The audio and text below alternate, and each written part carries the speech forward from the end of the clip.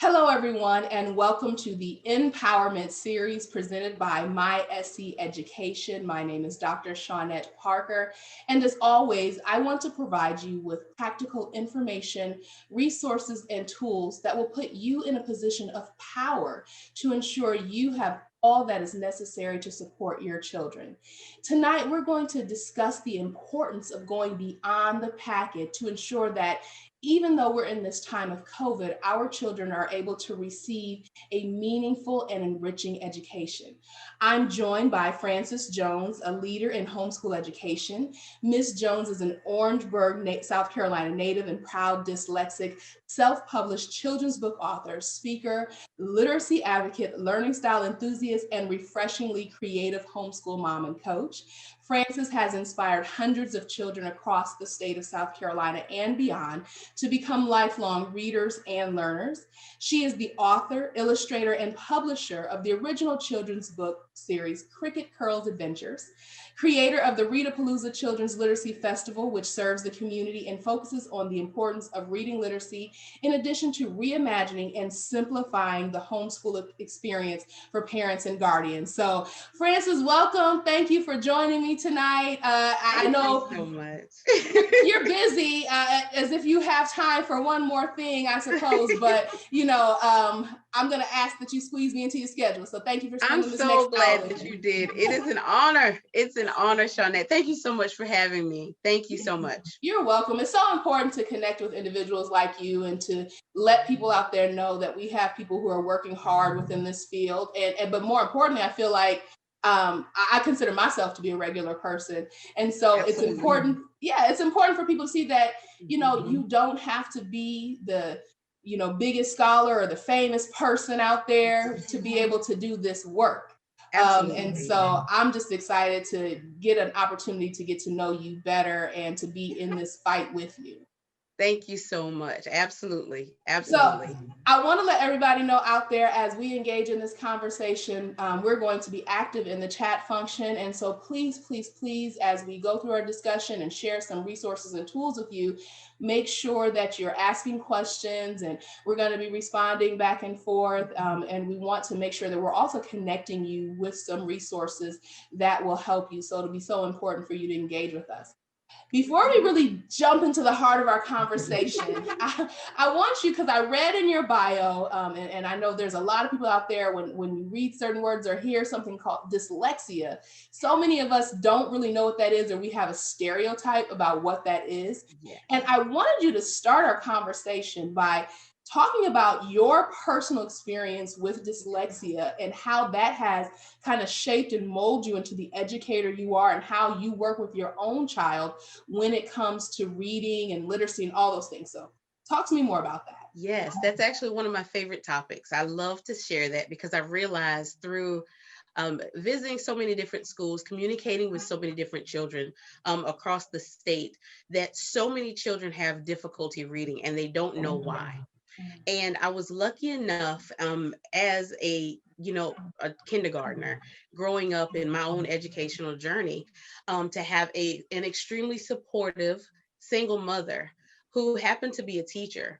But what she did for me was support me beyond anything that I could have ever imagined that was going to be the core purpose for what I'm doing right now.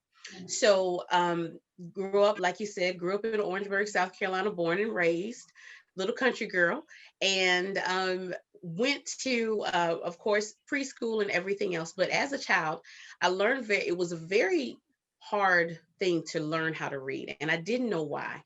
And for any child, it's very difficult. I don't care what anyone says.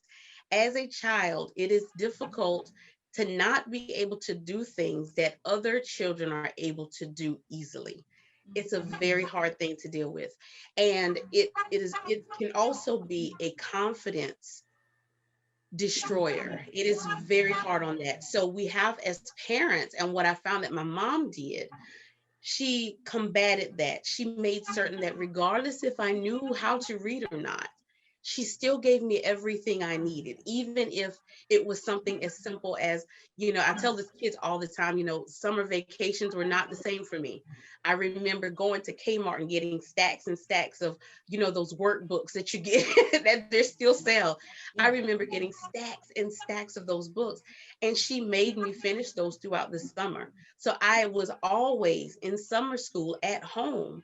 But those things, just like that, those actually helped me to even be the homeschool parent that I am today, to be able to give not just my child, but children that I'm, in connected with our church, anything that they need as far as just building their self-confidence and tapping into those things to help them become stronger individuals, stronger learners, stronger readers, and helping them to understand that I understand exactly where you've been. Let's move in it together. Absolutely wonderful. It sounds like to me, if I had to tease out and have to play, I guess the preacher role for a minute. So point number one, that I want us to take away, if you're taking notes out there, what I'm hearing, one of the first steps in ensuring that our children are on a path to being successful with education has something that's nothing to do with academics, but building self-confidence. It's making sure that they even have the confidence to approach education and to feel like I can do this, I can learn. Again, that's the main thing. We really want y'all to walk away with these tips and saying, okay, how do I supplement the education? How do I support them? So this message tonight is for you, whether you are doing a full homeschool environment, or if you're doing some sort of hybrid situation like many of us are. And so self-confidence is key first. Self-confidence. Right? The self-confidence is key. Absolutely. Absolutely. So let's jump into this topic. We titled this, and it was funny in a conversation that we had offline, and we were just talking, like, what do we want to call this? And I said, I really just want to make sure parents understand how to go beyond the packet, but I'm not trying to, throw any shots at the hybrid environment or public schools or anything like that, or having to do worksheets. And we said, you know what? That's it. And it's like, but because regardless of what environment your child is learning in right now, even if you're homeschooling, because we know that sometimes homeschool parents fall prey to this and the packets and the worksheets, we really want to press upon how important it is to go beyond the packets of worksheets and books and those types of things, and what you can do to supplement that. So we already teased out and we said, number one, building the self-confidence. Absolutely. So when we talk about that, what is the parent's role, whether they are a homeschool parent or whether they are doing some sort of support when it comes to the virtual environments that we're in right now and the hybrid? How would you sum up or define what the parent's role is in education at this point? I think the biggest thing, Shaunette, is making certain that, and I know, like you said, we are all in this together. This is something that we're all experiencing together at the exact same time. But the one common denominator that we can all do is make certain that we are engaged. We have got to know everything from how your child learns. And I know it's one of those things too where it's so easy to kind of you get into the routine of things. But I think now in this season, we have got to be engaged like never before, and knowing and having communication and open lines of, understanding of even what the subjects are, and kind of pushing that pride aside and say, you know what, I have no idea how to do this subject. I need to get engaged and I need to communicate with someone else who can teach you how to do that. I think being more involved right now and more engaged in what the child needs, that is going to take, right, like you said before, right underneath confidence, being engaged, being there. So let's break down, because engagement is a buzzword, right? And as I do this work, Right. I try to unpack these buzzwords because it sounds great. It's like build a self-confidence, be engaged as a parent. And we keep shouting that. It almost seems like, is it falling on deaf ears, or is it that maybe some parents don't know what that looks like? Let's try to help me break down right now. When we say be engaged, let's be real literal. What are some of those steps? What does an engaged parent look like when they're engaged with their children's education? I think that it means, because even taking it from a standpoint of marriage, when we have spouses and we want our spouses to be engaged with what we're engaged with. We want them to know, we don't have to, completely understand it, but that engagement means that you have some level of understanding that I need to open up this door for this opportunity right now for my child. So a parent right now, engagement might look for a parent to say, um, making certain that you're involved with the communication lines with your teachers, having understanding what your school board needs for your for your child to make those decisions, being available to make your schedule available for PTO meetings, making yourself available for any kind of, school appointments with your teachers to understand if there's anything going on there. Make yourself available, being engaged with not just your schools, your child, but also the actual school, the teachers, everyone there, because what that does, once again, it builds the confidence. I can remember a we really had a great public school experience, no problems. But what we did was we availed ourselves. We were engaged. We were actively involved in everything that went on there. Busy lives and all. I understand busy lives, but we still recognize that this is important. Our daughter's education is important, and we want to make certain and ensure that whatever she needs, she's going to get, and as well as for her teachers, that they understand. I've got teachers' cell phone numbers in my phone right now, even though she's homeschooled, but that we built relationships. That's engagement. Building relationships with your teacher, with your students' teachers, so that they know, listen, build that village, build And that village so they can fight with you. I like that you said that though, because I always, I get parents sometimes who are like, well, listen, I'm working, I'm here, I can't go to the PTO meetings, I can't come to the schools. And I know we're in a world right now where we're really not going to the schools anyway. But I think the key thing you said for me that speaks engagement is building the relationships. Because, for Absolutely. example, my son, he's in school full time right now because he's at a private school and they're able to do that. But his teacher, we happen to have been friends before, but we have such a relationship that she knows I'm busy and that I might not be able to come to school at different times, Right. but that she can just text me. Or we Hmm. have a relationship enough to where she understands my situation. So she Absolutely. knows what type of engagement that I can have. One thing I always, when I'm training teachers, I'm telling teachers, okay, you need to provide options for parents in Right. terms of what engagement might look like for you, your classroom, your school. Right. But I also tell parents, you need to let the teachers know and let the spaces where they're being educated know what your ability is to be engaged and what that might look like for you, so that if they're not always only asking you, can you come to a 6 o'clock meeting, or even these days join a 6 o'clock Zoom, they Right. understand and have a relationship with you enough to know that, okay, this parent isn't available this time, but Hmm. I can call on them for this thing.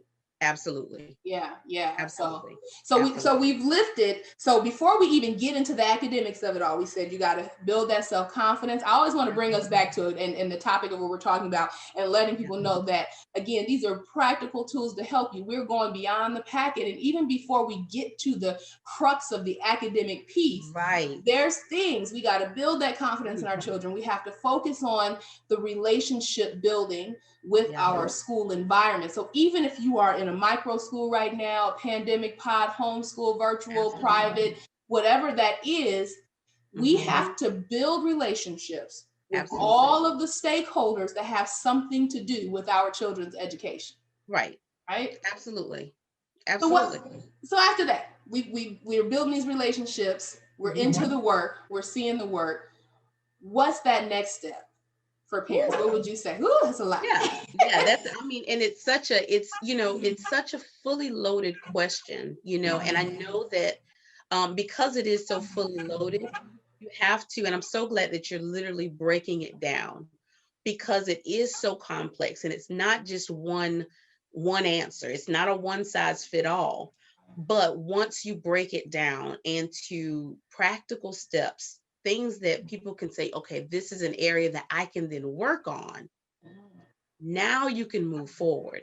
One thing that I tell every parent that I've ever spoken with is once you know your child's learning style, that is like the skies opening up. Because what you're doing is you're now understanding how your child is learning. So once the confidence is building, that's going to directly affect how you build their confidence. That's going to directly affect how you can now engage with that teacher and be more involved. That's going to directly affect that. So that's the very next thing. And there's so many ways to learn how your child learns. There's so many ways to figure out and to test very simple tests, how to understand how your child retains information and how they're retaining that content. So that is my number one thing. Once you find that learning style out, then from there go back to the teacher, find out exactly what find out exactly where they are. Okay, Not so a computer. Go ahead. so let's go back to that then. So talking Mhm. about learning style, because I'm a person, I'm a psychology professor. I talk about learning style, try to even encourage my college students to make sure they know their own learning style so that they Right. can step, to the teacher about that, saying, okay, well, this is my learning Absolutely. style, so here's what I need. So in talking about particular K through 12 education, that's what we're gonna, pre-K, K through 12 is what we'll Right. focus on for this discussion. And you said there's specific ways that a parent can identify their child's learning style. First, give me just some summations of what you feel like specific learning styles look like, because some people out there may not be even clear on that. I know there's some folks who understand, tactile and kinesthetic and, visual and auditory learning style, but and maybe that's what we're talking about. But let's be a little more specific in terms of, so what is a parent looking for and what are some of the things that they can actually do? We don't have to go through them all, but just a Right. couple of But ways. and that's exactly right. That's exactly right. So and I'm gonna tap into elementary because that's right where I am right now. Okay. My last year, I can't believe that. But understanding and I know for little boys, it's so easy because we know that little boys are very up and they want to move and everything else. Well, it may not be a behavioral issue. They may need to move because they're a kinesthetic learner. If you have a child and you know that, oh my gosh, they're dancing all the time, maybe you want to find out if they're learning through music. Maybe you want to find out if pictures is helping your child learn and be able to, find out those multiplication tables and everything else. So that is specific. That's exactly what I'm talking about, is finding out that learning style, how they are able to digest, understand, and retain the information that's being, and because this is the thing, the information that they're learning right now is coming at them so fast. My husband and I were just talking. I can remember in fourth grade spending at least a month on multiplication tables. You know what I mean? It seems like we stayed on one subject for so long until we got it. And my daughter now, I was like, wait a minute. Oh my gosh, you're already on to something else. You're already, and I'm like, how can they retain it and understand it if it's being gone by so fast? So I think that if parents are able to identify that and go, like you said, go beyond the packet and supplement that and say, hey, okay, yes, we're in multiplication, but which one of these multiples don't you really understand? Mhm, mhm. You know what I mean? Really Right. and asking those questions, not being afraid to ask those questions, and not also assuming that just because they're logged on or just because they did a worksheet or did something in class that they understand it, because they very well may not. Right. So I think even coupled with that learning style idea, it's understanding the pacing of the child. That's number one. I Absolutely. think some big things, and I had to for myself as a parent. I mean, we have 6 children, but right now our youngest that's still in the home is 9, and I have to Right. catch myself because a lot of times I'll say, "Well, you should already know this." And that's what I'm thinking. And that's Mm, so not fair to him for me to say, well, you should know this by now, or didn't y'all right. already go over this, or didn't you have a worksheet on this before? Mhm. But it's like what you just said. Number one, give our children the space to, maybe that's just something that they didn't understand. And we might Absolutely. need to pull back. But it's Mhm. that learning style, because I think the biggest thing for a parent in recognizing their child's learning style is recognizing it might be different than yours, And if it is different than yours, you have to give them the space. Like, so for me, yes, I love music and I can learn with that, but I've noticed my 9-year-old really does learn a lot through music. And he said these poems they have to recite in school, they've been putting them to music and rap. And I'm like, that's not helping you learn. But I'm like, you know what? But if that's what's helping him learn to understand, even if it doesn't help me, I cannot make that claim to him and say that doesn't work. Because I think as parents, sometimes we want to push back and say, oh, you plan too much. That doesn't help you. You're going to learn it this way because this is how I learned it in school. And that's part of the problem, I think. Right. Right. Absolutely. I think, we as parents, sometimes I tell people also, like, we want grace as parents. We want to make certain that we take things slow, not necessarily slowly, but we just want to make certain that we have that grace to handle every day with everything that's thrown at us. And a lot of times we forget that our children need that same grace. They need the same level of understanding. They need the same space. They need the same time, because what happens is you're building a bunch of anxious adults that are moving so fast and so out of pace. And then they're stuck by the time they're in their 20s or going off to college. And they're like, wait a minute, something's off kilter. So that's another component of it, is just, giving them grace the same way we want grace. Not being afraid to slow things down and going back to basics. Sometimes you need to go back to some basics and make certain that they understand, because learning is in levels. Learning is in levels. You may not need to go back to, addition and subtraction, but you may need to go to the back, back to the foundations of multiplication. Right. You may need to go back to the foundation of how they learned how to read. So you can't be afraid to ask those questions, and then help them the way that they would receive it, to build the confidence, to be engaged, so that everyone is being able to grow from their learning experience. Absolutely. And I think that we're in a unique position. I know I've been hearing some parents like, oh my gosh, this homeschooling, this hybrid, this being at home, my child. And I know, because we didn't set out to be that way, right? Most of us were like, I went a totally different way and I didn't plan on being a teacher. Or even some teachers who are now home still find it challenging to teach their own children, right? I'm an educator. And when we went, schools got shut down, I was like, I need to trade kids. I was like, I want a different child. I'll teach anybody else's kid but my own, because it's hard not to parent at the same time. Right. But I think we have to take advantage of this opportunity to take the stressfulness away from our kids. And so let's say they have these homework sheets and worksheets or assignments. We can actually, again, build that confidence. And I like when you were talking about give them that grace to slow it down and recognize where they do need to kind of pull back, and we can make it okay for them to mess up. I noticed, I was working with my son the other day. I said, why'd you stop? He said, well, I didn't want to say the wrong answer. And I was like, say whatever you're thinking. It's okay. And especially in this situation, because you're not at school right now, this is homework. This is why we do it, so that I can see where the problem is and what I need to help you with. But I think he's built this feeling, particularly his last 2 years of school. He was in a different kind of environment where it was not okay to say the wrong answer, that he had to keep up with the pacing, that he had to keep going. And I think it kind of broke him a little bit. And he's nervous about that. And so I'm in a position to say, I don't care what answer you give, just give me an answer, because when you give that answer, I can understand and have an understanding of like what even the wrong answer is. That failure is feedback, right? And I can and then I'm able to help explain that.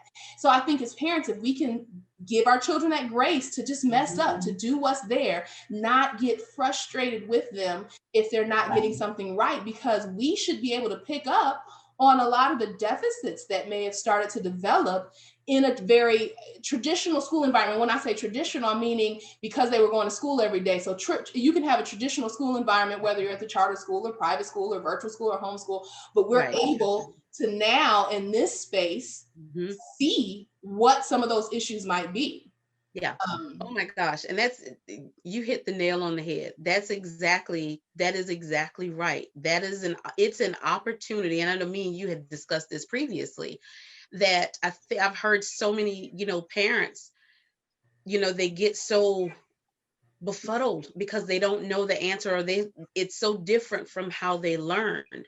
Mhm. And I take it from the stance that learning is everywhere. Mhm. Learning is literally beyond the packet as well. Learning is rather or not if you're in a desk in a classroom or if you're shopping in the mall. Learning is everywhere. Mhm. So once you take the box off of what learning is, and you're able to even say, you know what, that is a very good question. I don't know the answer. Now what you're doing is you're still teaching them, but you're teaching them how to understand that you're going to get the answers wrong. You're not going to know everything. But even when you don't know something, that's where another opportunity is for you to learn. Because more than likely, that very same answer or question that you got wrong, it's going to stick with you for a long time. I remember in fourth grade that I got 11 times 11 wrong on a test, and you will never be able to tell because I was so upset about it. Mhm. And my mom was like, it's not the end of the world, but I was upset about it.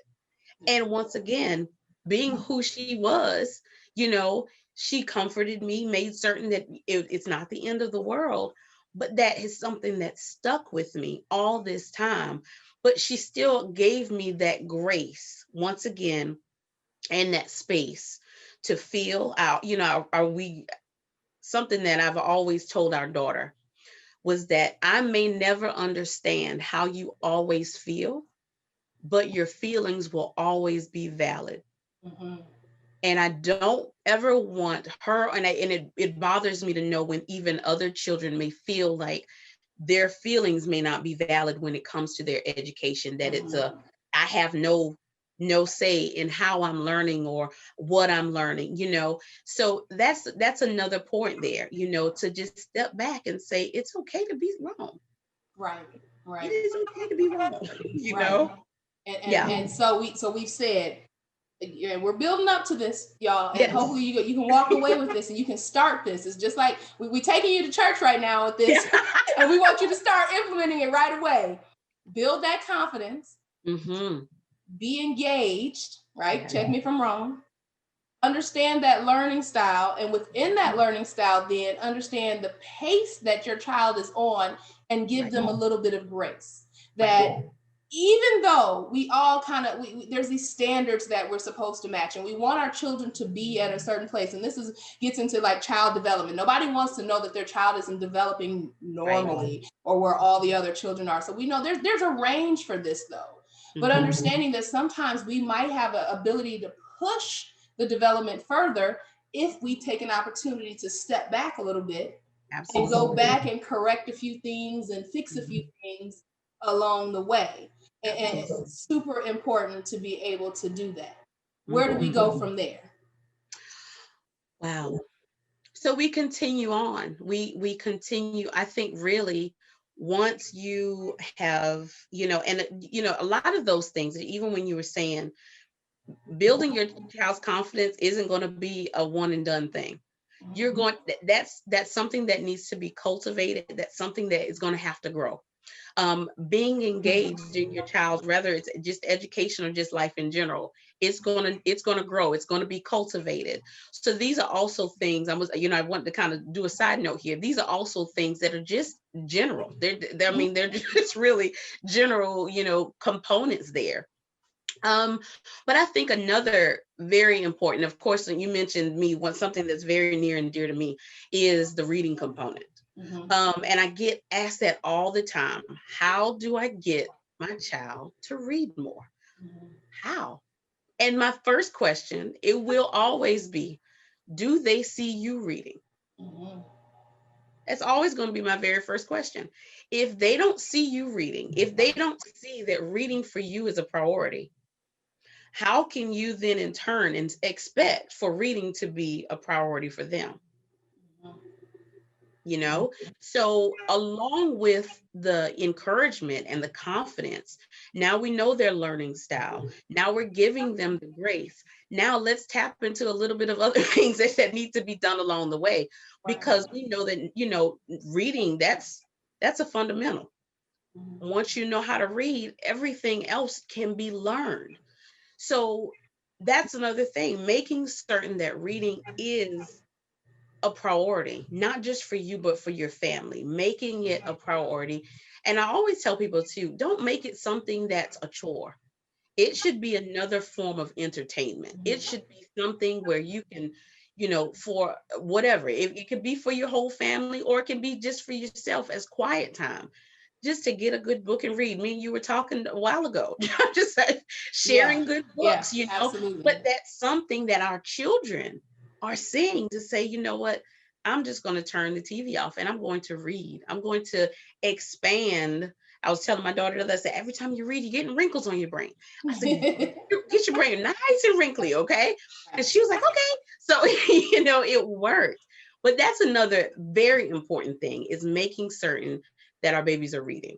Well, it's just like what you're saying. We have to normalize behaviors. Just like if we want our children to eat well, we have to eat well. Because if we eat Right, bad, they're going to eat badly. You know what I right. mean? If we want them to understand what it's like to be kind and to love people, we have to show that same thing. Absolutely. Children learn by observation. And so what you're Mhm. saying is, even the first step, and I'm glad we're transitioning this way, because I really want to actually talk very concretely about this space of reading and understanding that, because we Yes. know that, as you said, when you can Mhm. read, all the other things jump out at you. And if you don't Absolutely. read well, it's going to be difficult to do mathematics. If you don't read well, it's going to be difficult to Mhm. do history and science and all those things. But the first step in formulating a good reader is, like you said, to read yourself, to show that, and make it a family thing. Sometimes read the same book, discuss those Mhm. together. If you Mhm. as a parent have challenges with reading, and not so much saying that you can't read the words that are there, but if it doesn't feel fun for you, or you really haven't found that good book, start with something small and build your way up. I found, and I'm just a natural lover of reading anyway, but Right. sometimes some of the children's books that I read are just entertaining. So, I'll Oh my read my goodness. child's books and I'm Love like, them. that was a cute, fun story. Love them. you Absolutely know? love them. But you know what, though? I'm so glad that you mentioned that too. And I think, and it goes back to just being truthful and being honest with our children. And I understand the stigma. I understand the lack of confidence and the embarrassment Mm, that goes along with the inability to do something that someone else can do so easy. And I can also imagine how hard that is for a parent who is trying to raise a child who is finding that hard to do. I can understand that. Um, but I think at the same time, and at the same breath, I think that we also, because now you're dealing from a parent-child relationship, you have to be truthful. You know what I mean? You have to say, you know what, I'm not perfect. This is an area that I need help in. Maybe you can help me. And I do that all the time. My daughter knows, she knows that I am dyslexic. And I tell her all the time, guess what? Sometimes I have to read the same sentence about 3 times in order for me to understand it. And she now can say, oh, okay, mommy, do you need help with me? Do you need help?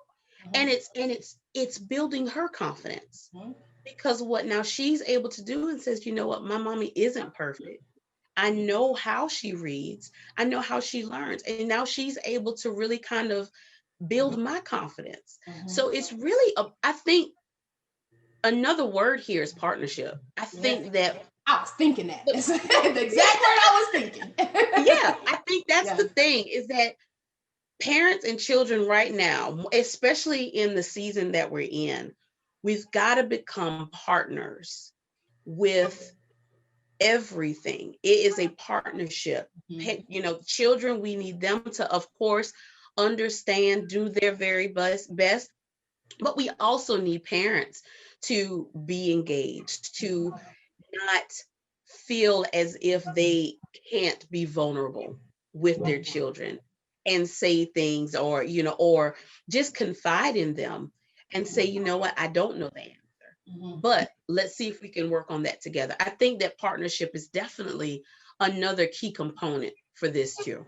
Absolutely, absolutely. So let's dig a little bit though into this. I came across a video that I thought was really interesting, and I know I'd shared that with you offline, but I want us to Yeah. share a piece of that so that the viewers can kind of look at that with us and engage in some conversation about it. Yeah, it's off of YouTube, and it's from a researcher. She's in some doctoral studies right now, and really just kind of understanding how the challenges that we have around teaching reading. I noticed the difference and what she's talking about, because my son, he first started off in the Abeka curriculum, and I don't know if anybody's familiar with the Abeka curriculum, but they teach very much phonics and blends in a different way. And I remember when he came home in 4K with these books, I was like, this doesn't make sense. This isn't how you learn how to read. I didn't understand the blends because I didn't learn that way. In our education system, we are taught, and she's going to talk about it in this video a little bit, of some of the problem was teaching reading. But I had to ask his teacher, what is this blend? How does this go together? But what I realized, they were learning those blends and phonics in a different way early on, and they didn't have pictures to go with their words. By the time that second semester in 4K, and especially by kindergarten, he was reading full books. And I was like, oh my God. But then I noticed a weird change. And this is not anything against, the public school, but he went to private school for 4K, kindergarten, and first grade. Then we sent him to the traditional school for first and second grade. And now he's back at the private school. But what I noticed, not that his public school was a bad school or anything problematic, it was a different way of learning. They didn't teach learning the same way. And by the time he gets there in second grade, they're now trying to move on to larger words and sounding out words in longer books. But because they weren't reinforcing the skills that he learned in terms of how you learn how to read, he started to forget how you put words together. And he was trying to use the other techniques like context clues and pictures, and there weren't any. And I really felt like he digressed as a reader. And it's now that he's back in that environment with the Abeka curriculum again, where they hone in on how you sound out words and blends, that he's getting some of that back. But when I saw this video, I was like, that's it. That's what the problem is. So I want to take a moment right here as we're looking at this, and we'll formulate some thoughts. And it's about 8 minutes that we're going to show for you to kind of look at and understand where this researcher is. She has a part 1 and part 2 of the video, and we'll make sure to share the full video links in the comment section so you can watch the whole thing. But let's take a look together at a piece of this research that she was doing.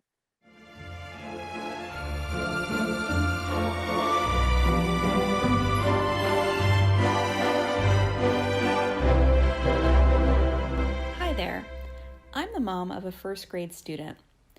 I've started getting curious about how my child is learning how to read in school. I'm a PhD level behavioral scientist, and I made this video because I'm trying to make sense of some contradictions I see between the well-established science of reading and how kids are actually being taught to read. Here's one thing I'm really confused about. Perhaps you've noticed your child being assigned books according to their just right reading level. These reading levels follow the alphabet, like A, B, C, etc. What's strange is that these books often contain words that are pretty hard for a little kid to sound out, such as community or purple. It seems like kids are just supposed to memorize these words. To make it easier, kids are taught tricks for how to guess words when they get stuck. They can, for example, guess a word that makes sense. They can use the picture to guess the word, and they can even just skip the word entirely. Now you might be wondering, can't kids also just use phonics? It's true that phonics is suggested as one of various tools kids can use to figure out a word, but as I hope will become clear over the course of this video, what's actually happening in the early grades is that kids are not learning enough phonics skills to sound out the types of words that show up in the books they are actually reading.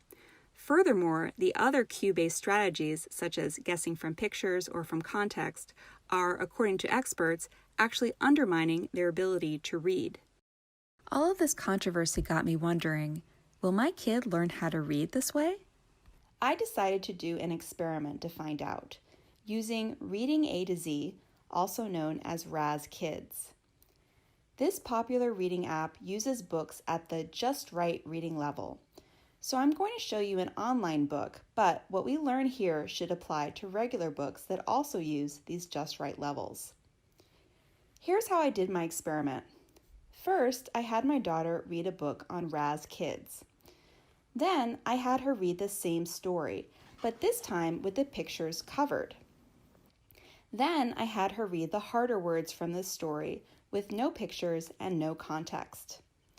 And finally, I tested these words again the next day to see how much my daughter had learned. So what do you think? Will she learn these new words even though she doesn't have the phonics skills to sound these words out? Let's see what happened. I ate paint my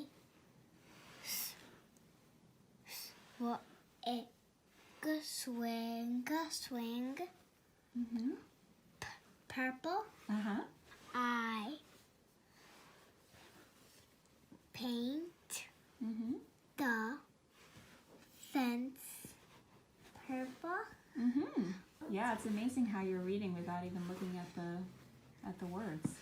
I paint the door purple. Great. Look at all that purple. Mm-hmm. I paint my mom purple. Mom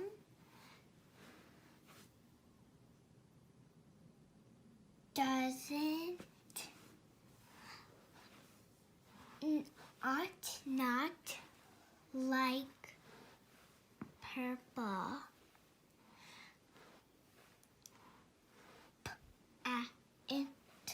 Paint. Overall, not too bad, and she's nailing the word purple. Let's see what happens when we take away the pictures. I put my swig up. Okay, great. Up. Okay. Paint. Okay. That's not what I was expecting. Go ahead. Okay, go ahead.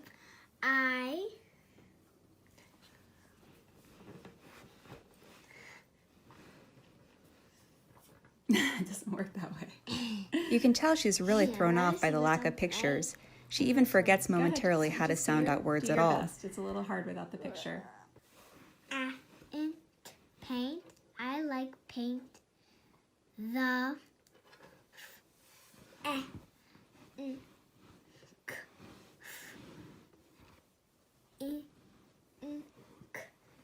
fence.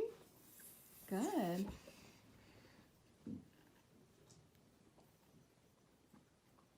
Purple.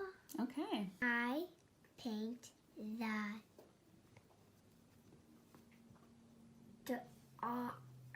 door purple. Nice. She's starting to get the hang of it again. She doesn't have pictures to look at, but the sentences are pretty repetitive, so she can kind of figure it out from the context and the pattern.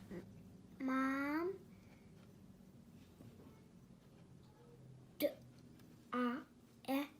does not like purple paint. Nice. That was a strong finish.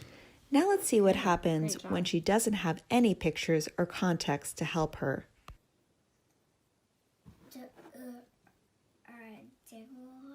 Door. Okay. And swing. All right.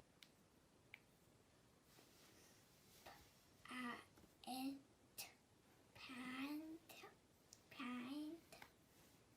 paint. Okay. Let's see how she handles words that she doesn't really know how to sound out. Star.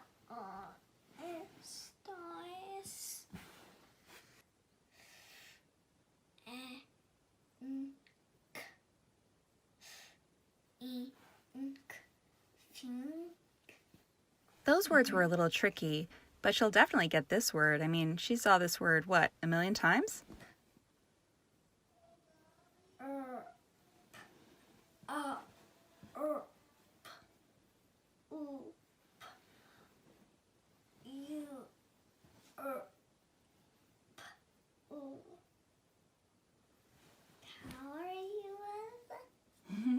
It's like she'd never seen the word before in her life. You can actually see the camera frame shaking because I'm so stunned. When we tried again the next day, it wasn't much better.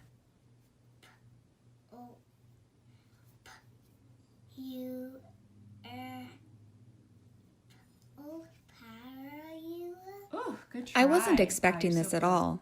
How could she be exposed to a word so many times, have it appear on every single page, and then not even recognize it 5 minutes later? Now, she did get some words right without pictures or context, but check out how her accuracy changed over time. The green boxes represent correct responses. When the pictures went away, her accuracy suffered. When she tried the words without pictures or context, she did get some words right, but notice which words they were.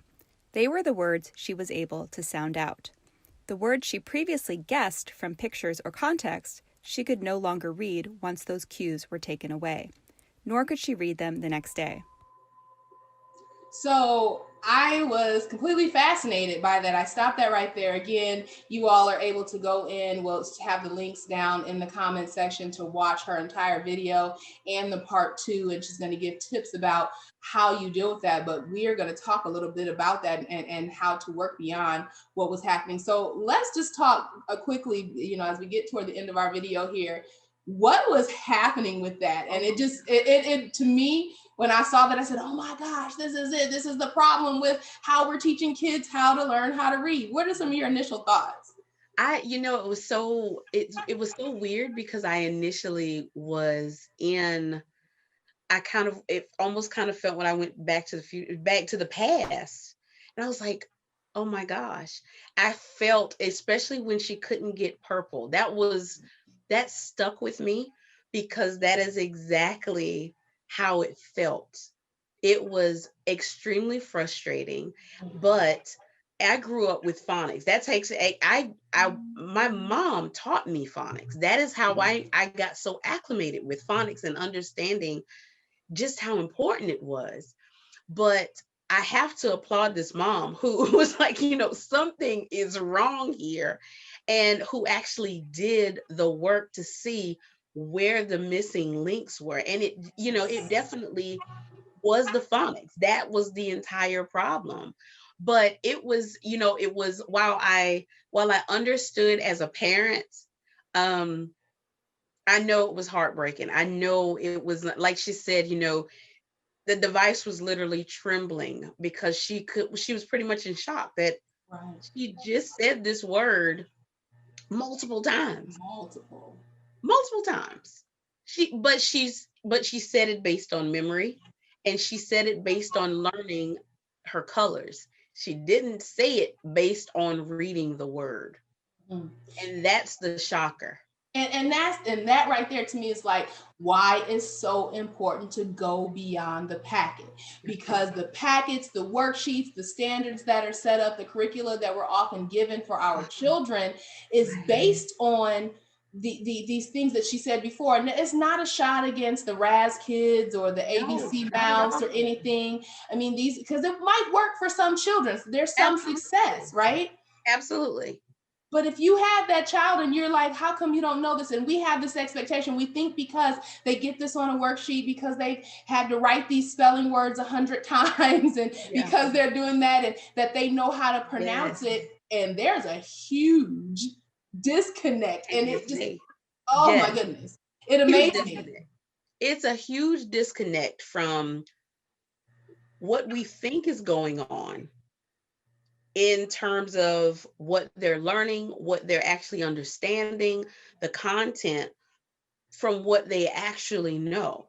And now even after I think about it, I remember for years, we would pick our daughter up from school. What'd you do today? I don't know. I can't remember. I'm like, You were just there 2 seconds ago. How can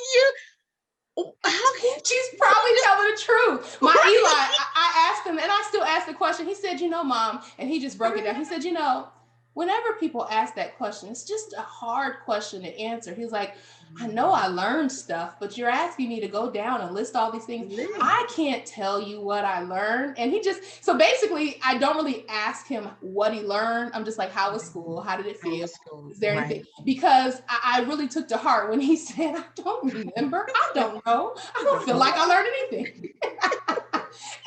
and look, based off of the video we just watched, to some degree, Absolutely.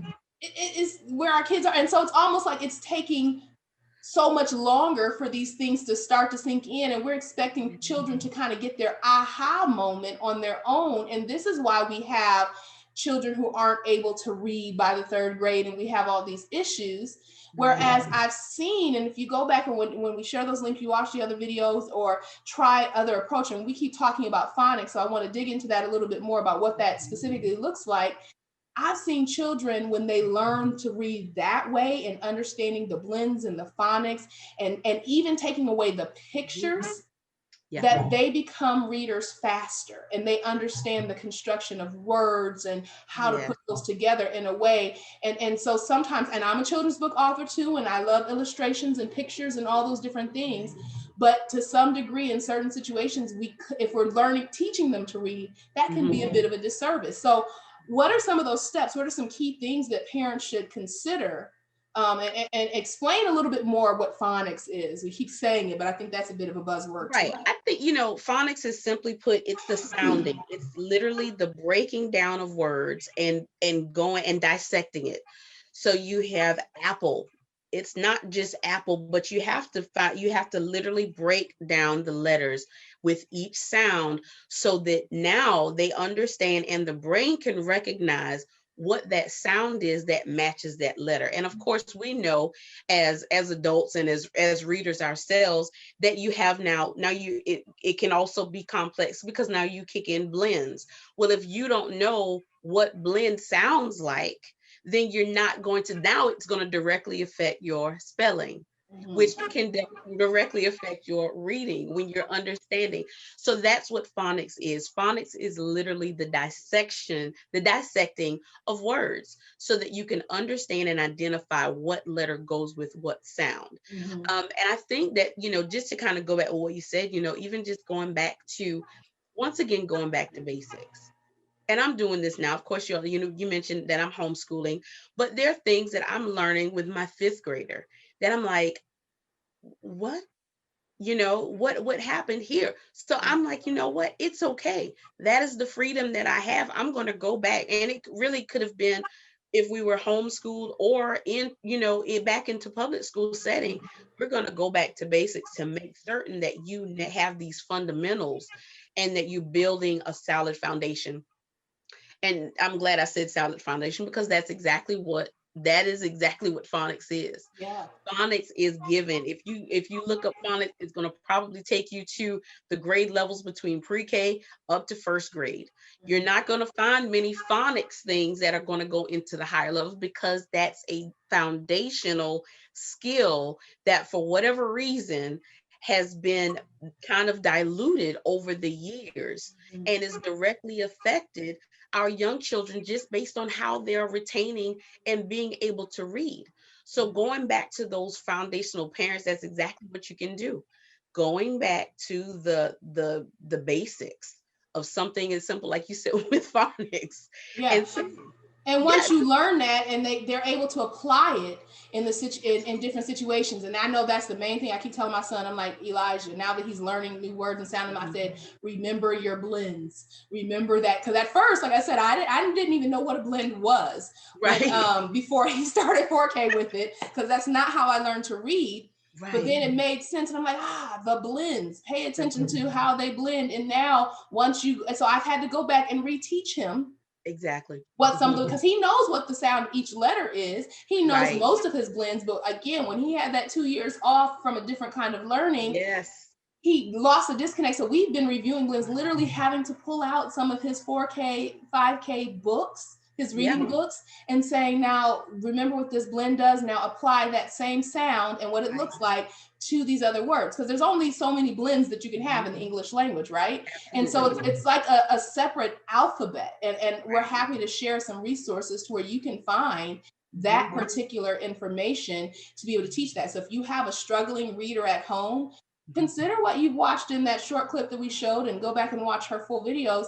You might have a problem with the phonics and the blends, and that we have to, again, go back to giving our children grace and helping them to understand that it may not be their fault. It's because they've just been given worksheets, and we assume that, okay, you went over this in a worksheet, you have this packet, you passed the test, so now you should know it. And that test does not indicate what children know, right? What children really know. Absolutely. Absolutely. And even you just mentioned something that was very, important as well.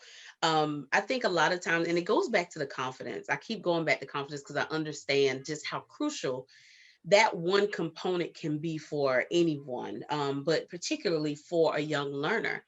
But when it comes to reading, it can be such a sensitive subject.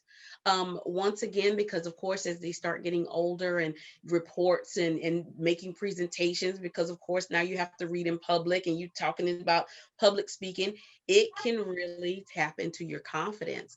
But once again, even like you said with your son, having to go back to basics, assuring them this is not your fault. What you did not know, it's not your fault. If you didn't learn it, don't take it as in a personal attack or that there's something wrong with you. It's just something that you didn't learn. And that's another component. Like I said, we're doing the exact same thing, having to go back and go over some of those solid foundational things that were missed for our daughter. And the very first thing I said, this is nothing to do with you. This is not on you.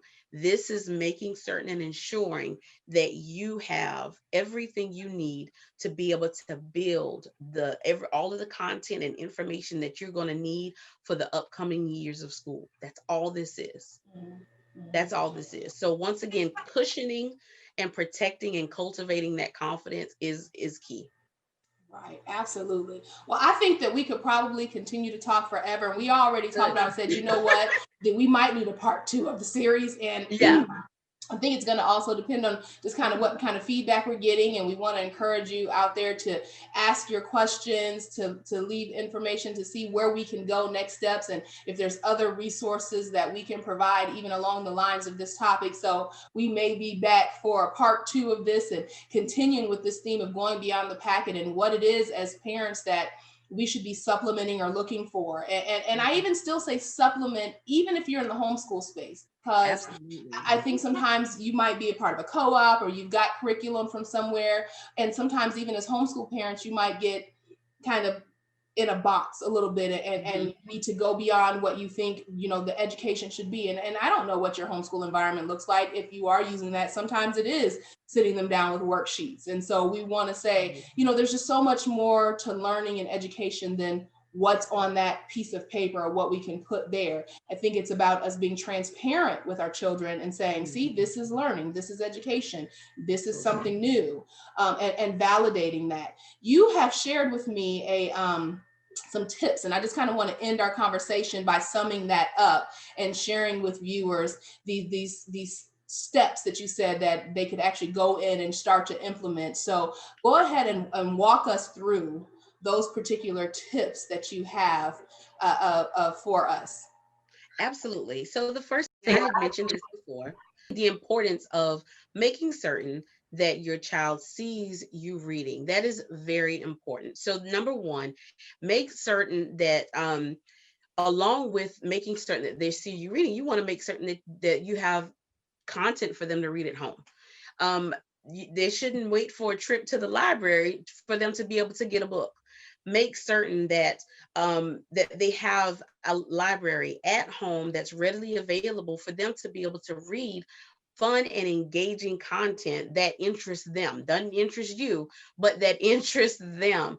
And remember, content is content as long as it is age appropriate, that they're understanding it, having fun, they're understanding that, hey, this is actually entertainment. Make certain that they have an at-home library. The second thing, we want to make sure that we're communicating, once again, that engagement, that involvement, making certain that that you're being involved with everything. And that could be teachers, that could be therapists, whoever it is. Make certain that you are a part of every component of their educational journey. Number three, once again, making certain that your child, that they understand that reading is a priority, not something that you just want them to do, but something that they see that you do as well. That is another very important thing. And you're going to start seeing them. It may not happen overnight, but over time, as you continue to turn the TV off, grab a book that you're interested in, you're going to see them follow you because they emulate what they see their parents doing. And lastly, just be calm. Just be calm. Be organized in your thoughts, in your planning, their work area. We know that teachers have them to make certain that their little cubbies in the classroom are clear, are tidy and organized. We want them to understand that, guess what? It may seem chaotic, but in their learning environment, it's peaceful, it's calm. So make certain that your thoughts are calm. I love self-care. Taking that time, use your reading time as an opportunity to get that self-care, to get that quiet time, but make certain that your thoughts, your work area, your planning is all calm and organized.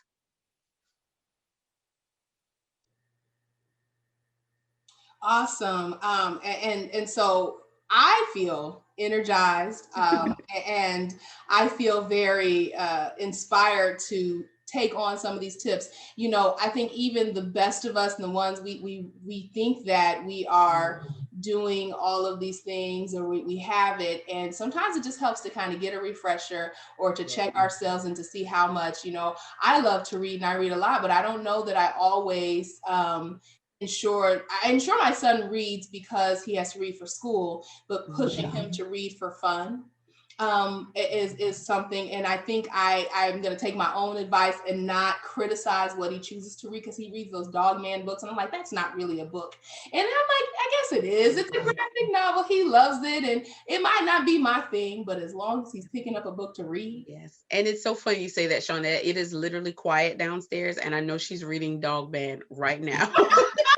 Really don't like the book, but I'm like, you know what? But my child likes it. I will continue to buy him Dog Man.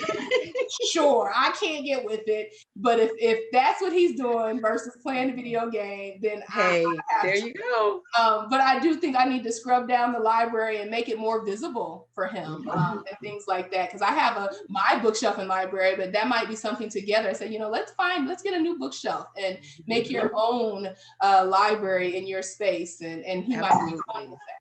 Absolutely.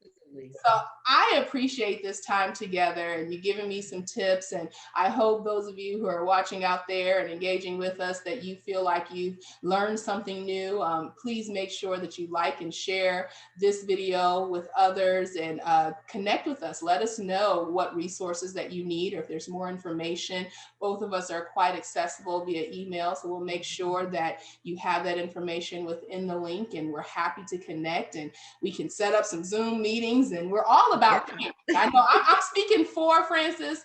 Yes. We've had a few conversations, and I assume that we're like-minded individuals, but I'm just putting it out there. We'll talk to you. We'll have a conversation because we're all in this together. Look, I'm just sharing her time. That's right. It's right. We are. But you're absolutely right, though. You are absolutely right. This is an opportunity for us to be able to come together. Once again, we are in this together, literally. And what one person has, we have to be able to share it so that we can get through it together. Yes, absolutely. Absolutely. Great. Well, thank you so much for being a part of the InPowerment series. You're welcome. This has been the Empowerment series presented by My SC Education. We were talking about going beyond the packet, and we do hope that you've got some great tips about how you can go beyond the packet and make sure that your child is receiving the best education possible. Remember, it's so important to put yourself in a position of power to do what is necessary for your child.